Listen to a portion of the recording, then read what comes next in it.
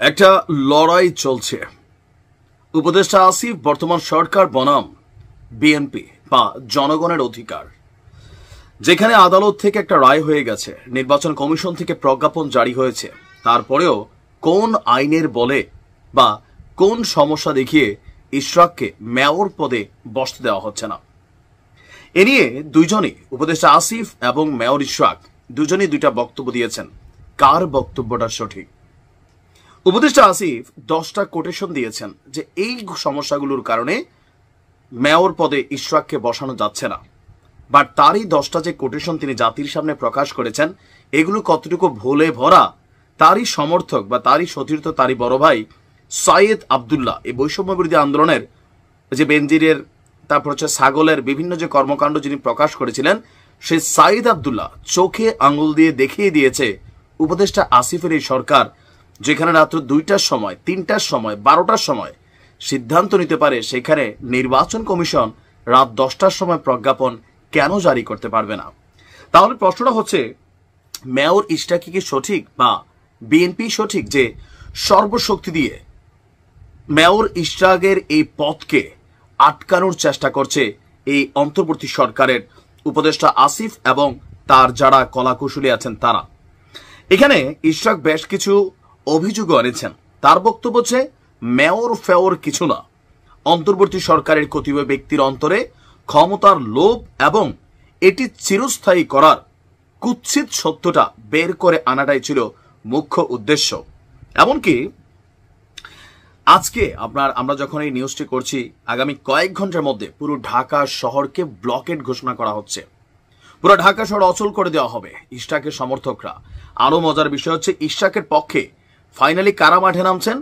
এই ঢাকা দক্ষিণ সিটি কর্পোরেশনের যারা কর্মচারী কর্মকর্তারা আছেন, তারাও কিন্তু তার পক্ষে আজকে কি বলা হয় যে একাত্মতা ঘোষণা করেছেন।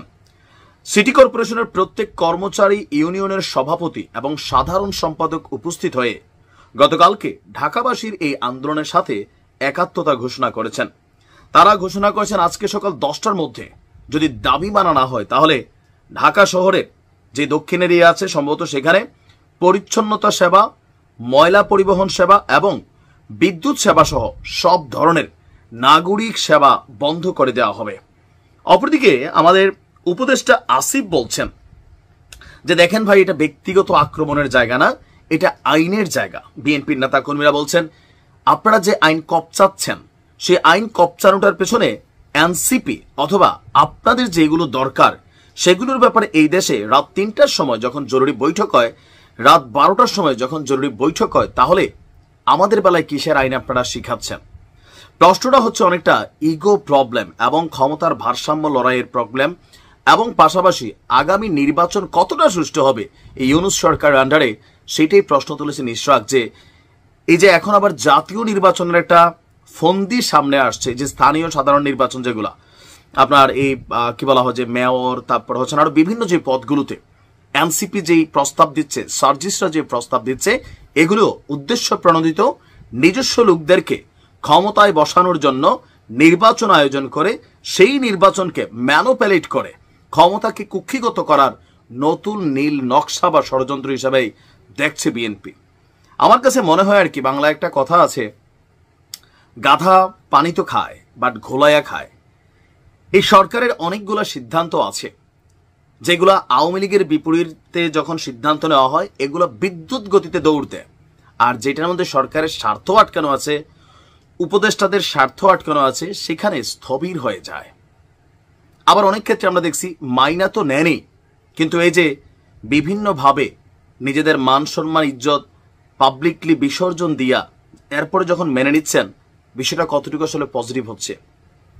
যতটুকু আমরা বুঝি, সাধারণ আইন কারণ এত বুঝি না, বাট এতটুকু বুঝি এই মেয়র পদটা ইশরাকের যৌক্তিক অধিকার, পাওনা অধিকার, এটা তাকে দিতে হবে।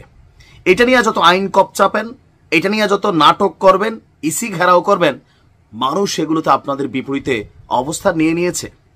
গতকালকে হাসনাতের নিজ এলাকা, সেইখানে আওয়াজ উঠছে হাসনাতের চামড়া তুলে নিব আমরা। কারা এরা?